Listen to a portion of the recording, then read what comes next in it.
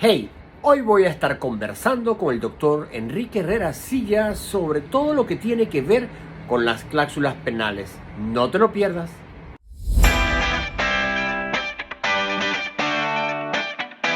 ¿Cómo estás, Enrique? Bien, bien, gracias a Dios, trabajando y bueno, con el deseo de que a todos nos vaya bien y que hagamos negocios y que todo vaya bien.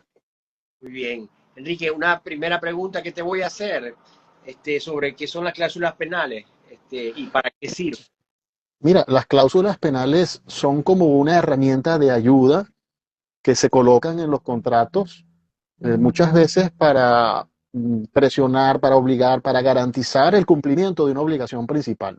Por ejemplo, es una de las principales características, hay otras, pero por ejemplo, tú contratas celebras un contrato de la naturaleza que sea con alguien, por ejemplo, tú y yo celebramos un contrato, no olvídate de la parte inmobiliaria, para un suministro de productos o para que yo de pronto te cumpla con unos servicios y podemos estipular que si alguna de las dos partes, o en este caso a lo mejor quien deba pagar una cantidad principal no lo hace, sea penalizado, por ejemplo, con otra cantidad. Eso es una cláusula penal, es decir, una cláusula que se agrega a los contratos para penalizar el incumplimiento de alguna de las partes, generalmente en la parte inmobiliaria es de algunas de las partes, no solamente de una, sino de ambas partes, generalmente es así, pero puede ser generalmente o principalmente es del deudor principal. Si una persona se compromete a llevar a cabo una obligación, bueno, pues el contrato puede tener una cláusula penal para esa persona que se comprometió en efectuar alguna obligación y que en caso de que no la haga, esa cláusula penal se lleva a cabo. Otra característica fundamental de esta cláusula penal que se establecen en los contratos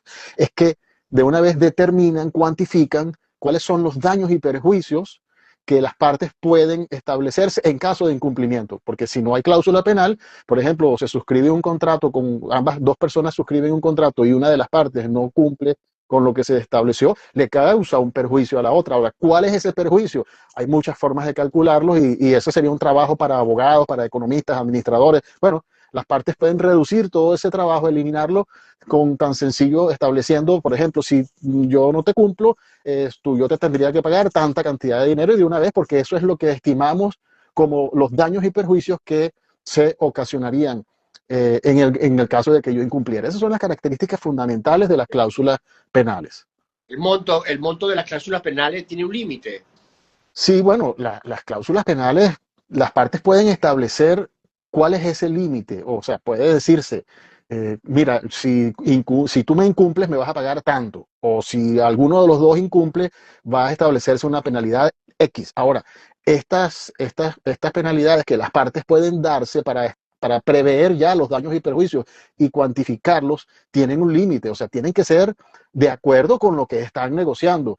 Si yo estoy negociando, por ejemplo, un contrato que hay una obligación, por ejemplo, un ejemplo, de $20,000, yo no puedo decir que si yo, o no podemos establecer que si se incumple, va a ser una cláusula de $3 millones la penalidad, por ejemplo. O sea, las cláusulas penales pueden establecerse las partes, pero tienen que ser eh, proporcionales al incumplimiento y al contrato que están celebrando. Es más, hay materias, por ejemplo, el arrendamiento. Vamos a entrar ya a la parte inmobiliaria. En el arrendamiento de uso comercial, tú no puedes poner en un contrato que si la persona no te paga, no te entrega el inmueble, tú le vas a poner una cláusula penal del 400, del 500%, por ejemplo, del valor del arrendamiento. No, porque la propia ley te dice que no puedes poner más del 50% del valor del canon de arrendamiento. Es decir, si no me entregas el inmueble, tú me vas a pagar un perjuicio que es equivalente al monto del canon de arrendamiento que debiste pagarme más un 50%. Pues la ley lo establece y en otras leyes también. Pero en principio, las partes pueden establecer el monto de la cláusula penal, pero no pueden excederse porque aun cuando lo haya suscrito y aun cuando no haya una ley que te lo prohíba, la jurisprudencia y el propio Código Civil establece que tienen que guardar relación con lo que se está contratando, porque si no esa cláusula se transforma en lo que la gente muchas veces llama cláusulas leoninas, cláusulas injustas que después no vas a poder reclamarles en un tribunal. Ok, entonces las arras que le dan a las personas, o sea, las promesas de venta o reservas son parte de lo que es la cláusula penal. Bueno, fíjate, ya entramos entonces a la materia inmobiliaria propiamente dicha. Cuando tú estableces una cláusula penal, vamos a tratar de abrir un poquito el conocimiento para que la gente lo entienda mejor. Cuando tú celebras un contrato y colocas una cláusula penal y y alguna de las partes o la parte que le correspondería hacer algo no lo cumple, se puede pedir entonces el cumplimiento de esa cláusula penal. Pero tú no puedes pedir al mismo tiempo, cúmpleme con lo que me dijiste y al mismo tiempo eh, págame la cláusula penal, resárseme con la cláusula penal. No lo puedes hacer en principio, si no cumples. Por ejemplo, en un contrato de promesa de venta, de compra-venta, generalmente el promitente comprador entrega unas arras, ¿verdad? Que son imputables al precio de venta. En la mayoría de los contratos se establece que esas arras también son los daños y perjuicios en caso de incumplimiento que el comprador pudiera ocasionarle al vendedor, o al contrario, también si el vendedor no es quien cumple, tendría que revertir esa cantidad, generalmente más una cantidad igual. Entonces las arras sí son consideradas no como cláusulas penales propiamente dichas, pero sí como una garantía del daño y perjuicio que pudieran ocasionar el comprador o el vendedor en caso de incumplimiento. No olvidemos que se puede colocar en esos contratos de promesas bilaterales o de opciones de compra-venta que esas arras sean, pauten que sean los únicos daños y perjuicios que cualquiera de las dos partes, el monto de esas arras, se puedan causar en caso de incumplimiento. Si no se dice nada, no necesariamente son esos los únicos perjuicios, porque si yo contrato contigo un apartamento y tú no me lo vendes y yo te doy unas arras, pero luego tú lo vendes por otro lado, y yo digo, bueno, pero yo quería mi apartamento, yo ese apartamento además dije que lo iba a comprar, gasté un dinero para los muebles, pueden haber otros daños, se puede generar otro dinero que además de las arras tú debas de devolverme. Por eso es que esas arras es importante que se digan que es, por ejemplo, si es así el caso, sería el monto de los perjuicios que se pudieran ocasionar, por ejemplo. Por ejemplo. Ahora, si el contrato, si la promesa bilateral o la opción de compraventa no dice nada, y ojo esto, porque por eso es que yo digo que las promesas bilaterales y las opciones de compraventa deben decir todo y deben de ser muy detallistas. Eso de copia y pega, porque a mí me lo dio otro corredor, o yo tengo 20 años, 40 años trabajando con esto. No, siempre hay que ver más allá. Hay que colocar en estos contratos, si no se coloca nada, si solamente yo reservé el inmueble a una persona y le di $5,000 por esa reserva, la ley dice, y no hay cláusula penal o no hay penalidad en el incumplimiento, en el contrato, la ley establece que ese dinero, el vendedor, por ejemplo, si el comprador no cumple, se lo puede retener como garantía de los daños y perjuicios. Pudieran ser más, pero atención, corredores inmobiliarios, que yo veo, a mí me ha llegado mucha gente y dice, no, es que yo no suscribí, el contrato lo hizo una persona que estaba por ahí, no pusimos la penalización. Sí, pero señora, usted recibió un dinero, ¿verdad? ¿Y quién se echó para atrás, como dicen en el argot popular? El comprador.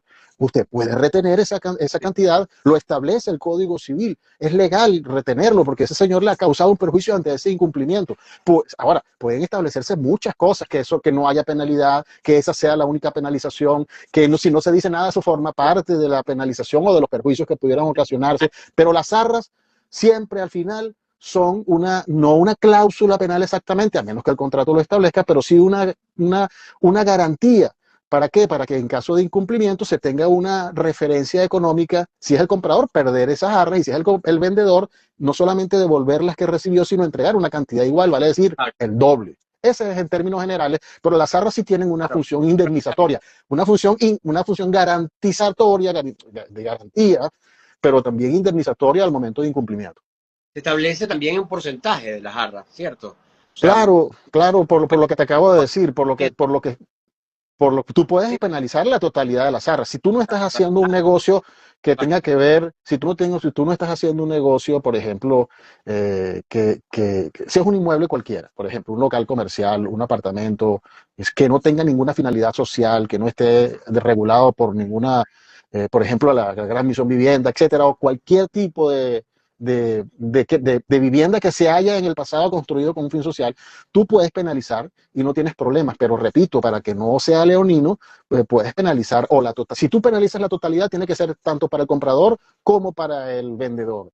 Y puedes penalizar también un porcentaje, porque a lo mejor esas arras que se dieron son muy grandes. Si yo te voy a comprar un apartamento que vale $100,000 y te entrego 50,000 de arras, oye, sería bien difícil que tú me penalizaras con 50.000 como daños y perjuicios. Va a ser bien difícil que un juez lo acepte. Ahora, puedes penalizar de ese 50.000 un 10%, un 5%, porque lo que realmente tú continúas siendo el propietario del inmueble, pero el comprador, bueno, tiene que ser penalizado por ese incumplimiento.